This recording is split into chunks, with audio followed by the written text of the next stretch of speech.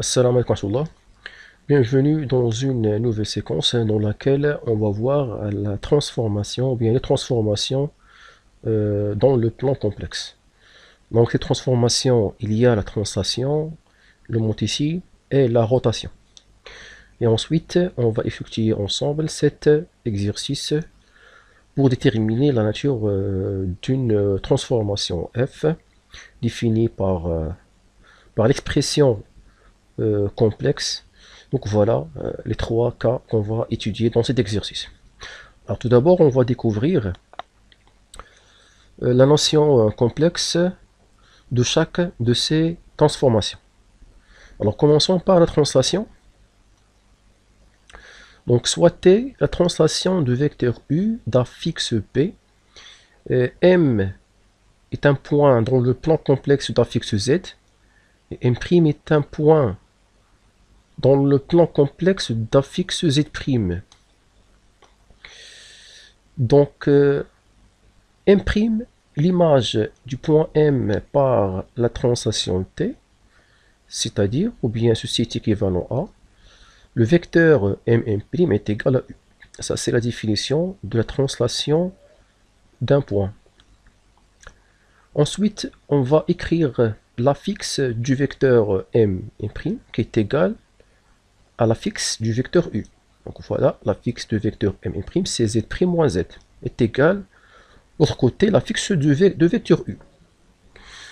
Ensuite, on trouve que Z' est égal à Z plus B. Alors, l'expression complexe de la translation et de la forme Z' égale à AZ plus P. C'est une forme affine. Cette forme, il ressemble à une fonction affine, où A égale à 1, l'affixe du vecteur U de translation est B. Donc voilà. Ici, on trouve le A est égal à 1 et B qui représente l'affixe du vecteur U. Donc, voilà l'expression complexe de la translation, voilà sa forme.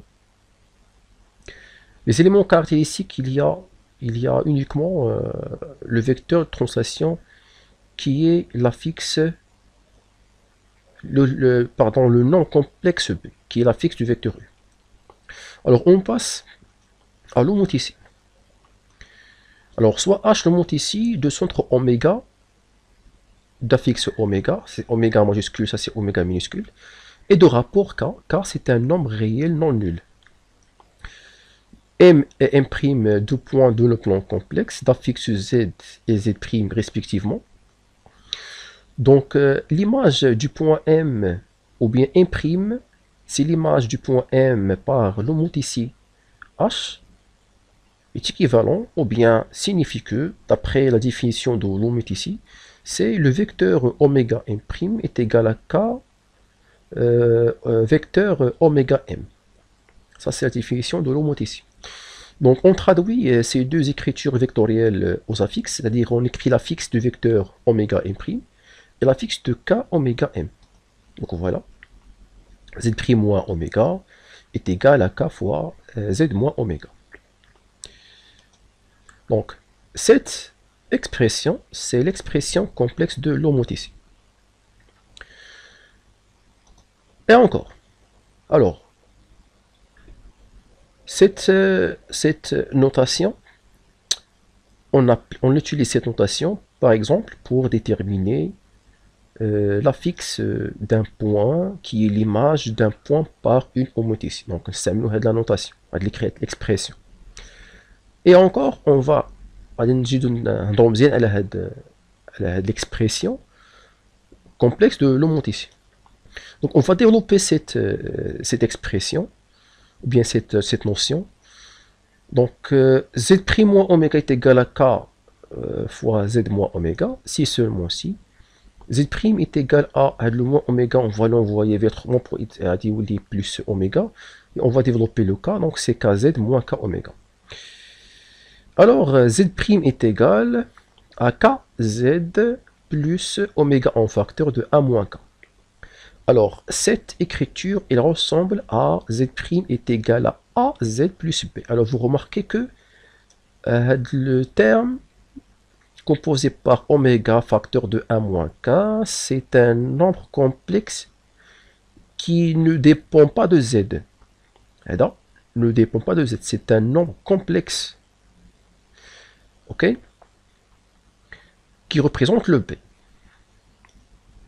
Donc, l'expression complexe de l'homote ici est de la forme z' égale à AZ plus B, où le A, c'est le K c'est un nombre réel strictement, ou bien pardon, c'est un nombre réel non nul, et qu'il soit différent à 0 et 1. Pourquoi différent à 1? Parce que lorsque K égale à 1, on trouve oméga M' égale à oméga M. Ça veut dire on trouve le point M et M' sont deux points identiques. Donc, un deuxième point M'. K égale à 1, le point M est invariant. Lorsque K égale à 1. K égale à 0, il n'y a aucun في الحالة ديال 0 vous trouvez que oméga M' c'est est égal au vecteur nul, ça veut dire que oméga et M' sont deux points identiques. يعني في الحالة حتى c'est un point invariant. Ok, donc في الحالة دي إلا كان 1 l'image de M c'est M' lui-même, ou الحالة ديال 0 on trouve que l'image de M' c'est oméga. Donc pour avoir un autre point qui est différent à oméga et M, il faut que le rapport de l'homote ici soit différent à 0 et 1. Donc si le A, c'est un nombre réel qui est différent à 0 et 1, donc ce A représente le rapport de l'homote ici. Et ensuite, B qui est égal à oméga fois 1 moins K, c'est-à-dire oméga facteur de 1 moins A, tel que l'affixe du centre de l'homote ici. Donc, d'après cette écriture, on déduit l'affixe du centre de l'homote ici, parce que l'affixe du centre de l'homote ici, c'est oméga. Donc, on va écrire oméga en fonction de BA. Donc, voilà, donc oméga est égal à B sur 1 moins A. Donc, voilà les éléments caractéristiques. Donc, on appelle la valeur de A et la valeur de oméga les éléments caractéristiques de l'homote ici, parce que l'homote ici est caractérisé par un rapport et par le centre de l'homote ici. Il faut avoir la valeur du rapport et l'affixe du centre de l'homote ici, pour bien déterminer que cette expression il est bien d'une homote ici. On va voir maintenant la rotation. Soit R la rotation de centre oméga, d'affixe petit oméga, et d'angle θ. θ c'est un nombre réel. Donc M et M' deux points de le plan complexe, d'affixe Z et Z' respectivement. Donc M' est l'image de M par la rotation R, si et seulement si la distance oméga M est égale à la distance oméga M'. Et l'angle orienté par les vecteurs oméga M et oméga M' est congru à θ modulo de pi. Donc c'est ça la définition de la rotation d'un point. L'image d'un point par une rotation. Il y a la définition. Après, on va passer, ou bien traduire ces deux égalités, ou bien cette égalité et cette congruence dans le cadre complexe. Ok? On fait le cadre complexe pour arriver à l'expression complexe de la rotation. Pour la distance, c'est le module de z moins oméga est égal au module de z' moins oméga. Et l'angle orienté des vecteurs, de deux vecteurs oméga m et oméga m', tout simplement, c'est l'argument de l'affixe du vecteur oméga m' sur l'affixe du vecteur oméga m. Voilà. Il me fait le rapport. On commence par l'affixe du deuxième vecteur sur l'affixe du premier vecteur. Alors ensuite, On va écrire cette égalité sous la forme de z' moins oméga sur z moins oméga. Parce que la relation avec la deuxième notation. باش نلقاو واحد la combinaison. Donc voilà. On a le z' moins oméga, pardon, c'est le module 1, le module de z' moins oméga sur module de z moins oméga, c'est le module de z' moins oméga sur z moins oméga qui est égal à 1. Et que l'argument de z' moins oméga sur z moins oméga est congru à θ modulo de pi. Donc ici nous avons un nombre complexe. Donc ce rapport présente, disons, un nombre complexe A, dont le module est 1, et dont l'argument c'est θ. Donc voilà. C'est-à-dire la forme trigonométrique du nombre complexe, de ce nombre complexe, qui représente par exemple le A. Le module c'est 1 et l'argument c'est θ. Donc, on peut écrire z' moins oméga est égal l'exponentielle de iθ fois z moins oméga. Donc le exponentiel iθ représente un nombre complexe dont le module est égal à 1. Donc le nombre, bien de la forme exponentielle, représente un nombre complexe dont le module est égal à 1.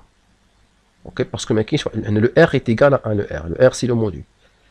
Donc c'est l'écriture ou bien l'expression complexe de la rotation R. Donc si vous voulez de déterminer la fixe d'un point, par exemple M', qui est l'image d'un point M, le point M il faut qu'il soit bien déterminé par la rotation R, donc on applique cette relation, sachant la fixe de centre de rotation et l'angle de rotation. Dans les deux éléments caractéristiques. La fixe dit le centre et l'angle de rotation. On peut déduire la fixe de l'image du point M. Donc on va développer cette écriture pour déterminer l'expression complexe d'une rotation avec une autre façon. Et encore. Donc cette expression est équivalente à, donc il ici, à la rotation. Donc z' est égal, on va développer l'exponentielle iθ. Donc c'est exponentielle iθ fois z moins exponentielle iθ fois oméga et plus oméga. Alors ceci est équivalent à z' est égal à l'exponentielle de iθ fois z plus oméga fois 1 moins exponentielle de θ. Alors vous remarquez que ce terme, il ne dépend pas de z, donc c'est un nombre complexe fixe qui représente le b. Et voilà le a. Donc cette écriture est de la forme z' égale à az plus b. Donc on va de la forme. C'est une forme, ou bien c'est une écriture d'une expression affine, d'une fonction affine, ou bien d'une application affine. Donc z' est égal à az plus b, ou alors le a. Alors le a ici c'est un nombre complexe, c'est pas un nombre réel, donc c'est un nombre complexe privé des nombres réels, et sauf les nombres complexes. Il est qu'un nombre réel, en le cas de l'homothétie ici. Donc il est qu'un le nombre A qui est un nombre 100% complexe, et en plus le module de A est égal à 1. Alors ici on parle de l'homothétie. Pardon. Ici on parle de la rotation. Et que le terme P qui est égal à oméga fois 1 moins exponentielle de iθ, d'après cette écriture, on peut déduire la valeur de la fixe oméga, petit oméga. Donc, c'est la fixe du centre de rotation qui oméga est égal à P sur 1 moins A. Donc, voilà les éléments caractéristiques de la rotation. Alors, il nous reste maintenant d'appliquer ce que nous avons déjà dit dans un exercice. Donc pour l'angle θ, c'est l'angle θ, c'est l'argument de A, bien sûr. L'angle θ de la rotation, c'est l'argument de A. Donc voilà, on passe à l'exercice. Donc soit f la transformation du plan qui associe à tout point M d'affixe Z le point M' d'affixe Z'. déterminer la nature de la transformation f. On va déterminer la nature de transformation, c'est-à-dire est-ce que f est une translation, ou bien est une homothétie, ou bien est une rotation. Et les éléments caractéristiques de chaque transformation. Dans les cas suivants. Commençons par f1.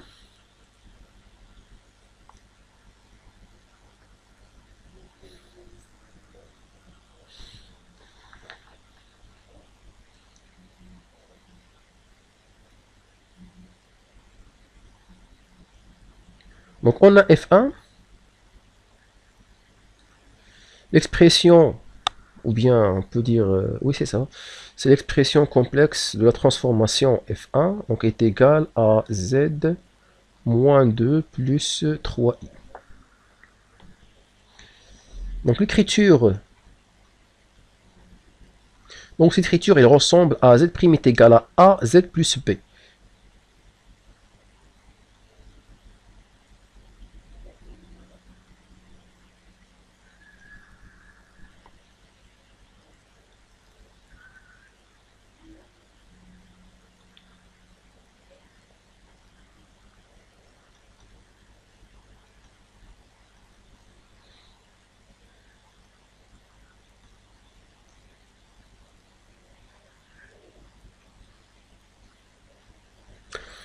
Et de la forme z' est égale à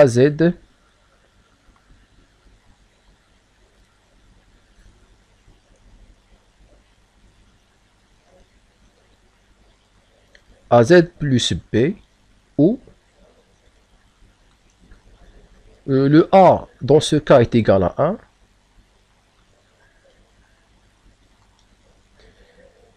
et b qui est égal à moins de plus 3i. Puisque le a est égal à 1, ici on parle d'une translation. Donc alors, f1 est une translation.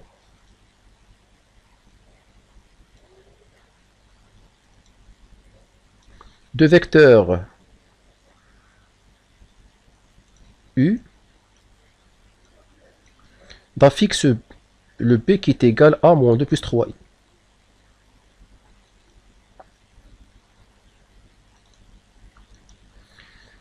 Donc la plus simple transformation, c'est la translation. D'un fixe moins 2 plus 3i. Donc voilà, tout simplement. Donc il suffit d'abord, pour avoir la nature, il suffit de déterminer le a, et le a de cette expression. Est-ce que a est égal à 1, ou bien est-ce que a est un nombre réel différent à 0 et 1, ou bien un nombre complexe qui est différent à r. Différent au nombre réel. Un nombre complexe différent à tous les nombres réels. Donc voilà, alors on passe à f2.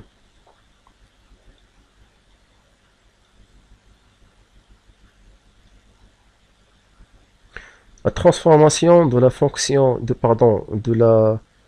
l'expression complexe de la transformation f2, c'est z' est égal à moins 2z plus 3 moins 3i. Donc l'écriture complexe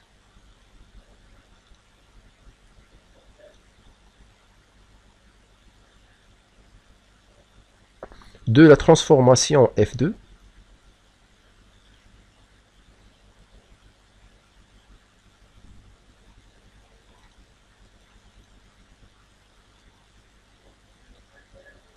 est de la forme z' est égal à az plus b, où a est égal à moins 2 et b est égal à 3 moins 3i. Comme le a, c'est un nombre réel différent à 0 et 1, alors f2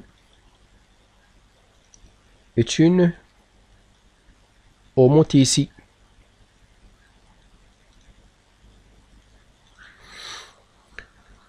Alors, il suffit maintenant de trouver deux rapports. Oui, le rapport de cette homothétie, c'est le A. deux rapports.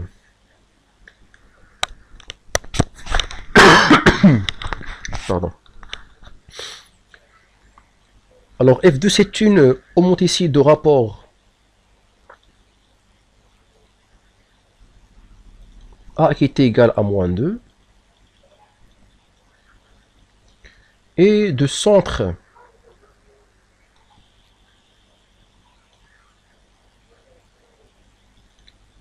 oméga d'affixe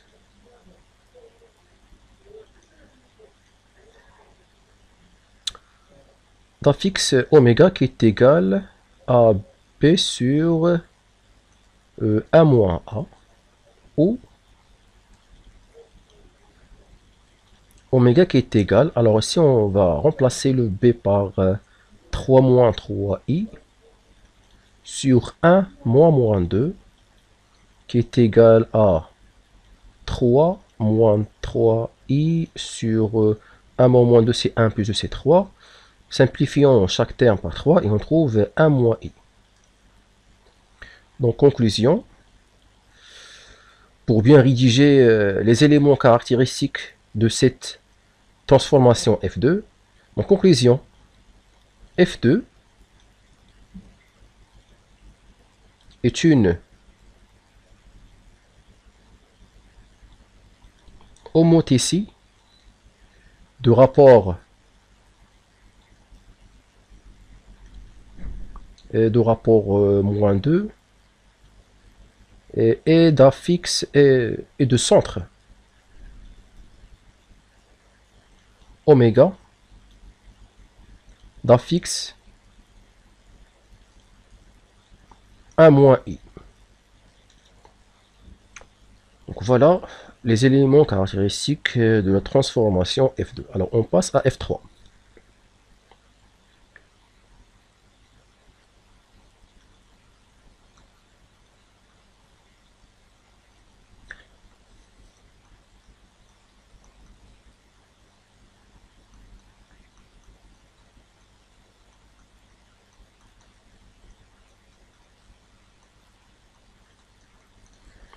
L'expression complexe, eh bien l'écriture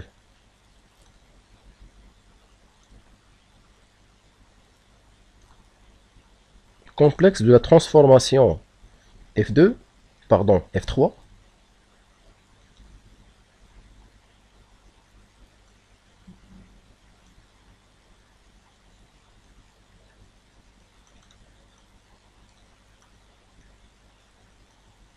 est de la forme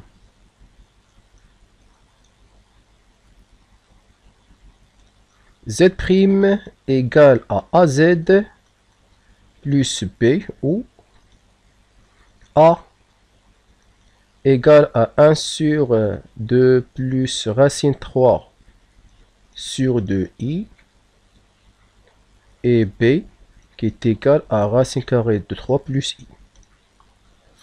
Pour savoir, bon, vous marquez que A c'est un nombre complexe, alors pour qu'il soit, pour que F3 soit une rotation, il faut que le module de A est égal à 1. Donc qu'est-ce qu'on va faire? On va calculer le module de A, bien sûr. Donc comme le A c'est un nombre complexe, appartient à C, privé de l'ensemble R, ou bien l'ensemble C moins l'ensemble R, et le module de A égale, c'est la racine carrée de 1 demi au carré, plus racine carrée de 3 au carré. Ceci est égal à 1 quart plus 3 quarts. Ceci est égal à racine carrée de 4 sur 4 qui est égal à 1. Donc le module est égal à 1. Donc, ici on parle d'une rotation. Le module qui est 1, on parle d'une rotation. Le module qui est 1, c'est un nombre complexe, moins R, il y a complexe, mais il a le module différent à 1, module 2 ou bien 3 ou bien le module, il est qu'un différent à 1, donc fait là, on parle d'une composée la composée de la rotation et l'homothétie. Bon, هاد الكلام ما خدمتوش في لا فيديو. اوكي دونك هنا درنا غير لي كان اللي هما باينين، امتى تلقى لا ترانسلاسيون، امتى تلقى l'homothétie وامتى تلقى la rotation. Donc voilà, donc ici on part de la rotation. Donc alors F3 est une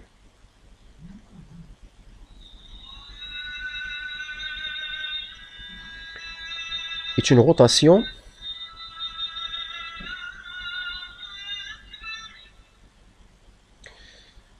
alors la rotation de centre oméga d'affixe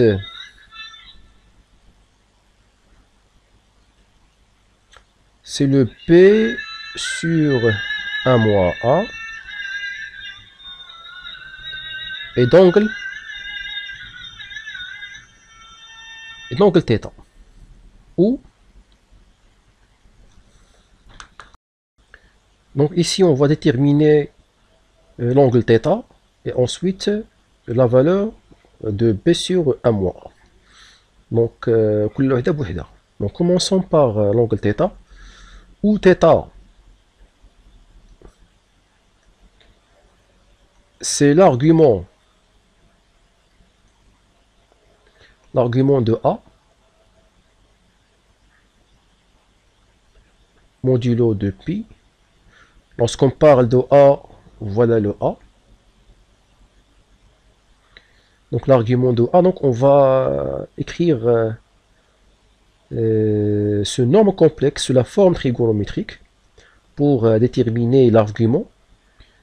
Donc pour le module t égal à 1, donc c'est l'argument. J'écris directement la forme trigonométrique de A, parce que le 1,5, il est bien clair que c'est cosinus de pi sur 3. La racine carrée 3 sur 2, c'est sinus de pi sur 3. Donc c'est cosinus de pi sur 3 plus i sinus de pi sur 3 modulo de pi. Donc l'angle θ, c'est l'argument de ce nombre complexe, c'est pi sur 3. Donc voilà l'angle de la rotation. Donc θ est égal à P sur 3 et B sur 1 moins 1 égale à racine carrée de 3 plus I sur 1 moins 1 demi moins racine carrée de 3 sur 2i. Je vais simplifier le dénominateur. Après, on va écrire le dénominateur sans partie imaginaire. Donc, on a 1 moins 1 demi, c'est 1 demi. Donc, c'est le tout sur 2. Donc, c'est 1 moins racine carrée de 3i.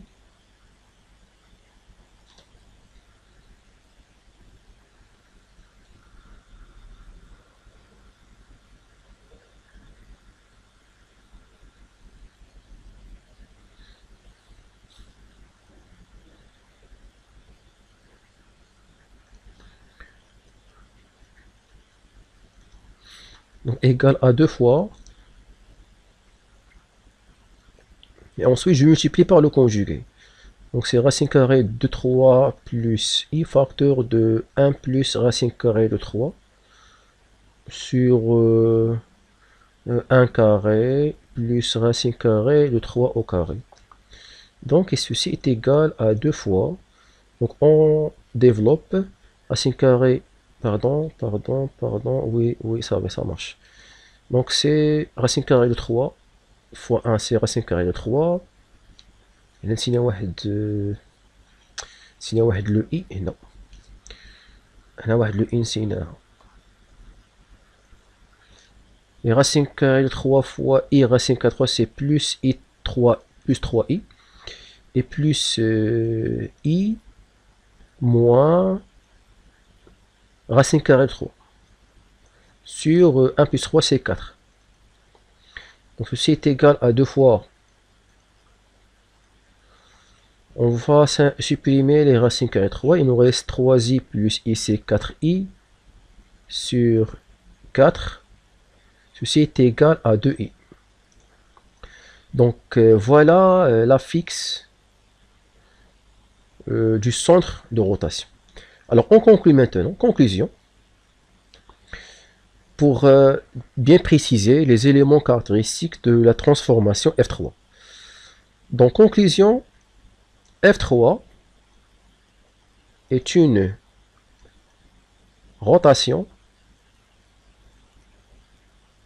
d'angle pi sur 3 et de centre oméga d'un fixe de i.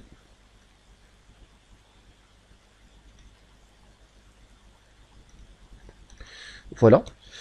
Merci pour votre attention et à bientôt.